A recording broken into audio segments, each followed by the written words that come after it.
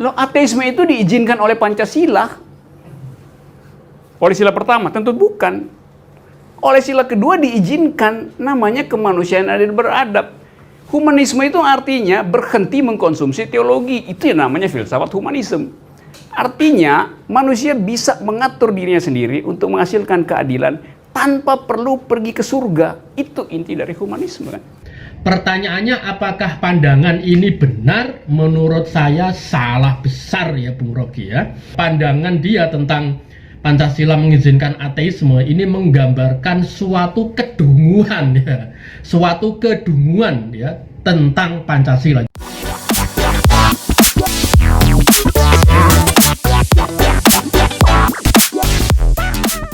Salam Pancasila, bertemu dengan Silapedia, Pancasila sebagai ilmu. Kali ini saya akan mengkritik kembali gagasan dari Bung Rocky Gerung terkait dengan Pancasila.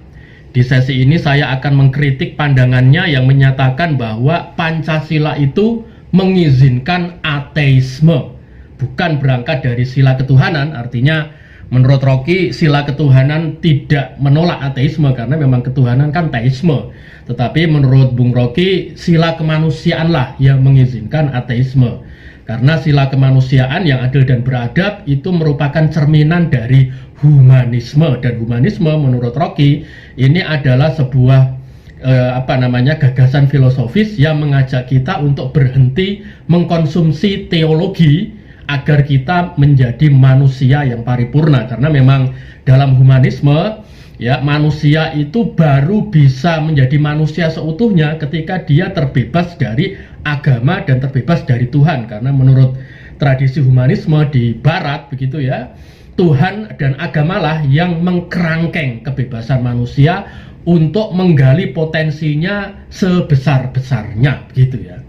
Dan Rocky juga menyatakan bahwa sila demokrasi juga mengizinkan orang untuk tidak beragama, karena demokrasi ini adalah sistem politik yang mengajak kita untuk memperjuangkan keadilan tanpa memperhatikan kesalehan keagamaan. Pertanyaannya, apakah pandangan ini benar? Menurut saya salah besar ya Bung Rocky ya, gitu ya. Nah, jadi Bung Rocky ini konon katanya filsuf ya, tetapi saya juga tidak pernah membaca karya-karya filsafatnya gitu ya. Dan juga kemudian sering bicara tentang Pancasila seolah-olah paham tentang Pancasila. Padahal menurut saya ya, pandangan dia tentang Pancasila mengizinkan ateisme ini menggambarkan suatu kedunguan ya. Suatu kedunguan ya tentang Pancasila. Kenapa?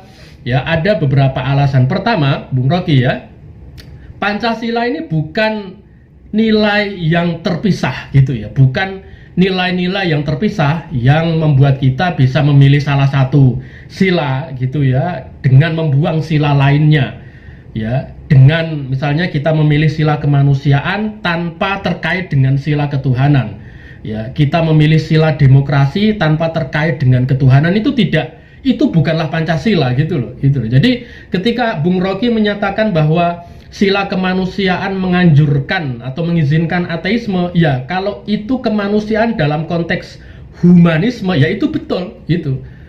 Tetapi kalau sila kemanusiaan dalam kerangka Pancasila ya itu salah gitu. Jadi kalau yang Rocky sebut sebagai sila kemanusiaan itu artinya humanisme barat, ya itu benar yang Bung Rocky nyatakan tentang humanisme mengizinkan ateisme itu. Tetapi kalau sila kemanusiaannya Pancasila itu ya salah gitu loh. Kenapa? Karena sila kemanusiaan di dalam Pancasila itu terkait dengan sila ketuhanan.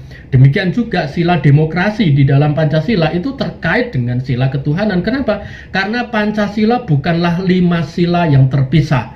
Pancasila adalah Eka Pancasila kan gitu kan. Di sesi yang kemarin itu saya sampaikan bahwa Pancasila secara epistemologis adalah Eka Pancasila, satu Pancasila yang dibentuk oleh kesatuan sila-sila secara filosofis gitu loh.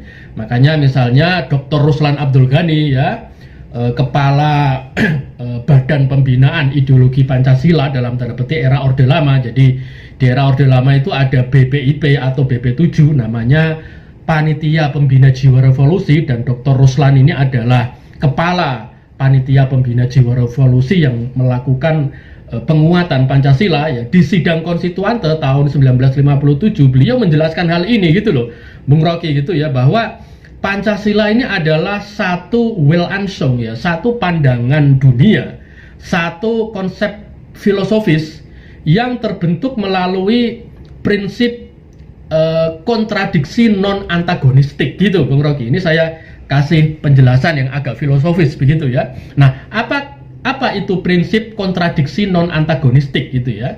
Nah, kata Ruslan, Pancasila itu memang memuat 5 nilai yang kontradiktif gitu ya. Misalnya ketuhanan itu kontradiktif dengan kemanusiaan. Nah, ini mungkin sama dengan pandangan Bung Rocky kan gitu ya. Demokrasi ini kontradiktif dengan ketuhanan misalnya kan gitu kan, karena demokrasi sebagai prinsip politik berkedaulatan rakyat itu seakan-akan bertentangan dengan ketuhanan yang menurunkan prinsip teokrasi gitu ya, atau hakimiyatullah ya, kedaulatan berada di hukum Allah atau di hukum Tuhan kan gitu ya. Nah, tetapi kata Ruslan gitu ya, sila-sila yang seakan kontradiktif ini bersifat non antagonistik. Jadi meskipun kontradiktif tapi tidak berbenturan gitu loh, tidak berbenturan, tidak saling menegasikan gitu ya. Misalnya menegasikan kemanusiaan, menegasikan ketuhanan, ketuhanan menegasikan kemanusiaan, sebagaimana yang ada di dalam gagasan humanisme Barat kayak gitu ya. Nah kata Ruslan, kontradiksi non antagonistik ini itu lalu kemudian melahirkan sintesa. Jadi kontradiksi di dalam Pancasila gitu ya, sila-sila Pancasila yang kontradiktif itu tidak melahirkan antagonisme, tidak melahirkan perbenturan, melainkan melahirkan sintesa gitu. Jadi pertemuan gitu ya di antara berbagai perbedaan, sehingga kemudian ketuhanan yang seakan-akan kontradiktif dengan kemanusiaan itu bertemu di dalam Pancasila, sehingga ketuhanan di dalam Pancasila adalah ketuhanan yang memuliakan martabat manusia. Kemanusiaan juga seperti itu gitu loh. Kemanusiaan di dalam Pancasila itu bukan kemanusiaan yang ateistik, melainkan kemanusiaan yang justru merupakan perintah Tuhan kan gitu kan. Gitu kan. Bung Rocky ini mohon maaf gitu ya, perlu belajar ya. Bung Rocky ini kan meskipun non muslim tetapi kan Bung Rocky filsuf gitu ya. Bung Rocky tentu pernah baca-baca lah ya, misalnya tentang filsafat hukum Islam gitu ya. Nah, di dalam filsafat hukum Islam itu ada gagasan tentang maqasidus syariah kan gitu, tujuan utama dari syariat Islam. Nah, tujuan utama dari syariat Islam ini apa? Hak asasi manusia, Bung Rocky gitu loh ya. Pertama hifdzuddin ya, menjaga hak untuk beragama. Lalu yang kedua hifdzun nafas, menjaga nyawa manusia. Yang ketiga hifdzul akal, menjaga pemikiran, kebebasan berpikir dari manusia. Yang keempat hifdzun nasl ya, menjaga keturunan. Dan yang kelima hifdzul mal, menjaga benda atau properti kita gitu. Jadi di dalam Islam misalnya Bung Rocky gitu ya, dan saya kira di semua agama gitu ya, perlindungan terhadap hak asasi manusia itu merupakan tujuan utama dari hukum Tuhan gitu loh. Jadi kita tidak bisa berkiblat mengembek gitu ya, menjadi domba dari filsafat humanisme Barat ini yang menyatakan bahwa kemanusiaan itu selalu bertentangan dengan ketuhanan. Justru di dalam ajaran-ajaran agama, dalam konteks dimensi filosofisnya, itu ketuhanan selalu melahirkan kemanusiaan gitu. Sehingga itulah yang tercermin di dalam Pancasila begitu, Bung Rocky ya. Nah, ini adalah argumentasi yang pertama, bahwa Pancasila itu tidak memuat sila-sila yang terpisah gitu ya, sehingga kemanusiaan terpisah dari ketuhanan gitu, melainkan merupakan satu prinsip filosofis yang terbentuk melalui kesatuan sila-sila filosofis gitu ya. Nah, ini argumentasi yang pertama. Lalu argumentasi yang kedua adalah kenapa kemudian saya menyatakan Pancasila itu menolak ateisme gitu ya. Karena di dalam perumusan Pancasila atau di dalam kelahiran Pancasila gitu ya, itu ketuhanan ya, sila ketuhanan atau prinsip ketuhanan merupakan nilai yang melahirkan Pancasila begitu, Bung Rocky gitu ya. kalau kita lihat di dalam sidang pertama BPUPK, sidang pertama itu kan berlangsung pada tanggal 29 Mei sampai 1 Juni 1945 gitu ya. Sampai tanggal 31 Mei ini sebelum pidato Soekarno tentang Pancasila, itu kan terdapat dua ideologi ya yang berkontestasi ya. Yang pertama adalah ideologi Islam yang ingin mendirikan negara Islam. Ini ada 15 anggota BPUPK yang mengusulkan dasar negara Islam. Lalu yang kedua, ideologi kebangsaan ini diperjuangkan oleh 45 anggota BPUPK yang mengusulkan negara kebangsaan kayak gitu. Nah, dua ideologi ini saling berbenturan ya. Kenapa? Karena kelompok Islam ini menganggap kebangsaan sebagai ideologi yang sekuler, sedangkan kelompok kebangsaan ini menganggap kelompok Islam atau gagasan negara Islam ini bukan gagasan negara kebangsaan yang memayungi keragaman bangsa. Nah, Pancasila lalu diusulkan oleh Soekarno pada 1 Juni ya, dengan prinsip kebangsaan, prikemanusiaan, demokrasi, kesejahteraan sosial dan ketuhanan yang Maha Esa gitu ya. Ini lalu mampu menyintesakan gitu loh, lalu menjadi titik temu, menemukan dua ideologi besar yang sebelumnya tidak bertemu itu di dalam dua prinsip utama gitu ya. Yang pertama ketuhanan gitu ya, lalu yang kedua kebangsaan gitu ya, dan di dalam kebangsaan itu ada demokrasi kayak gitu. Jadi keberadaan sila ketuhanan yang Maha Esa di dalam usulan Pancasila Soekarno itulah yang membuat kelompok Islam mau menerima gagasan Pancasila pada 1 Juni itu gitu Bung Rocky. Demikian juga ketika Soekarno di dalam gagasan kebangsaannya memuat sila demokrasi, dan kata Soekarno, melalui prinsip demokrasi ini gitu ya, kelompok Islam yang awalnya mengusulkan negara Islam tetap bisa memperjuangkan aspirasi Islam di dalam sistem politik demokrasi gitu. Sehingga kemudian gitu ya, karena negara Pancasila yang diusulkan oleh Soekarno adalah negara demokratis, maka kelompok Islam ini juga mau menerima Pancasila dengan harapan nanti di dalam negara Pancasila itu ya mereka tetap bisa memperjuangkan aspirasi Islam di dalam parlemen. Nah, ini juga sekaligus mengcounter ya pandangan Bung Rocky yang ada di dalam pandangan yang menyatakan tentang Pancasila mengizinkan ateisme ya. Bung Rocky menyatakan bahwa demokrasi itu mengizinkan kita untuk tidak beragama gitu ya. Nah, itu secara historis ya bertentangan dengan argumentasi Soekarno ketika mengusulkan demokrasi. Kenapa? Karena ketika mengusulkan demokrasi, Soekarno ini ingin mewadahi begitu ya aspirasi kelompok Islam agar tetap bisa memperjuangkan nilai-nilai Islam, termasuk juga aspirasi kelompok agama lain. Jadi dalam demokrasi Pancasila gitu ya, alih-alih demokrasi Pancasila itu mengizinkan orang untuk tidak beragama, justru sebaliknya demokrasi Pancasila itu merupakan saluran bagi kelompok agama gitu loh Bung Rocky gitu loh, untuk memperjuangkan agamanya melalui mekanisme demokrasi, bukan melalui mekanisme revolusi misalnya gitu loh.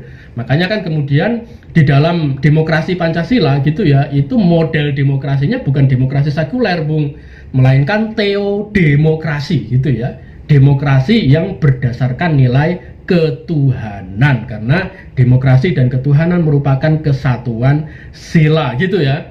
Nah, itu Bung Rocky.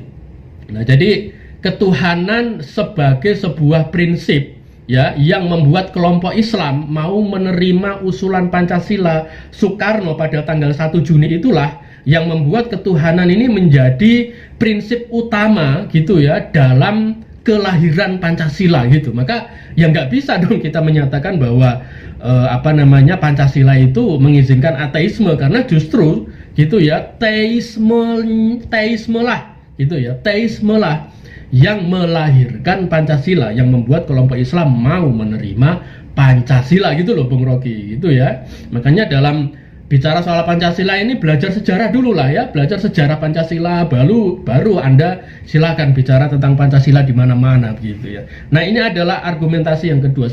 Sedangkan argumentasi yang ketiga adalah gitu ya, bahwa sila kemanusiaan itu tidak mengizinkan ateisme di dalam Pancasila adalah fakta historis bahwa itu ya, perumusan pasal hak asasi manusia ya di dalam sidang kedua BPUPK yang terjadi perumusannya ya terjadi pada tanggal 11 sampai 15 Juli 1945 gitu ya, itu tidak ada itu pasal tentang kebebasan untuk tidak beragama gitu loh Bung Rocky. Gitu ya. Jadi kan setelah Pancasila itu dimasukkan di dalam Piagam Jakarta, maka para pendiri bangsa ini kan lalu merumuskan pasal-pasal yang mencerminkan 5 sila Pancasila itu, gitu loh. Gitu. Nah, pasal yang merupakan turunan dari sila kemanusiaan itu adalah pasal tentang hak warga negara. Dan di dalam perumusan pasal-pasal itu gitu ya, terdapat beberapa pasal yang dirumuskan oleh para pendiri bangsa ya, terutama diperjuangkan oleh Bung Hatta ya, Mr. Yamin dan Haji Agus Salim ya. Nah, pasal-pasalnya perlu Anda ketahui begitu. Yang pertama adalah pasal 27 tentang persamaan kedudukan hukum gitu ya bagi warga negara gitu. Jadi kita sebagai warga negara memiliki kesamaan kedudukan di hadapan hukum. Nah, lalu yang kedua pasal 28 tentang kebebasan menyampaikan pendapat, berekspresi dan berserikat atau yang kita sebut dengan civil rights atau hak sipil. Lalu yang ketiga, nah ini yang penting, pasal 29 Bung Rocky, yakni kebebasan untuk beragama dan beribadah sesuai dengan agama dan keyakinannya masing-masing gitu ya. Jadi ini pasal untuk beragama, bukan pasal untuk tidak beragama gitu ya. Lalu kemudian yang keempat, pasal 31 tentang hak warga negara untuk mendapatkan pendidikan, dan pasal 34 tentang fakir miskin dipelihara oleh negara gitu.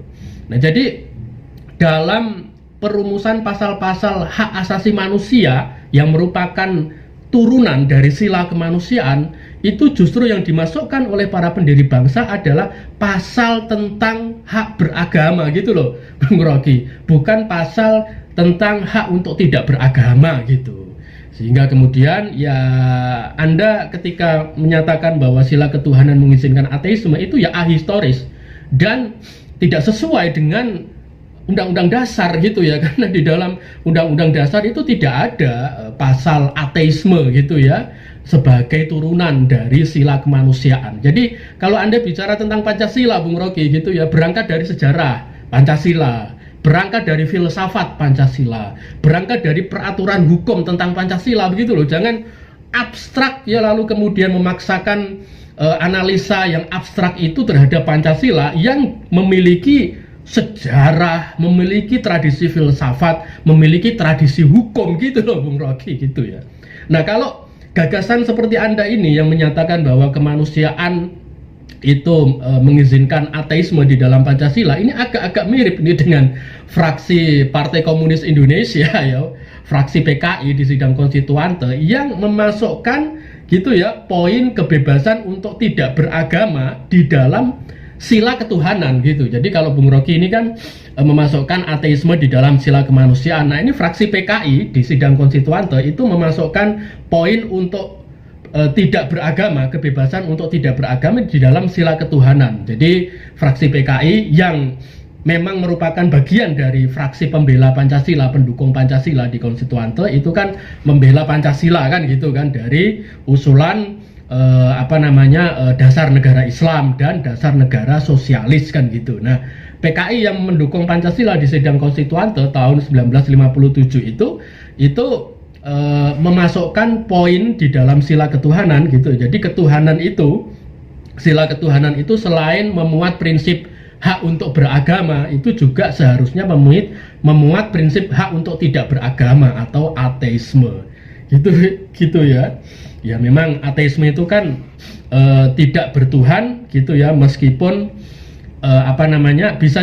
bisa saja tidak beragama tetapi bertuhan, tetapi juga bisa tidak beragama sama dengan tidak bertuhan. Nah, PKI ini ya mengusulkan kebebasan untuk tidak beragama ya di dalam sila ketuhanan ini. Jadi kalau Bung Rocky ini memasukkan ateisme di dalam sila kemanusiaan, ini agak-agak mirip ya dengan pandangan dari fraksi PKI yang menempatkan kebebasan untuk tidak beragama gitu ya di dalam sila ketuhanan, dan usulan dari PKI ini ditolak mentah-mentah ya oleh anggota konstituante. Saya kira itu ya, semoga ada manfaatnya. Salam Pancasila.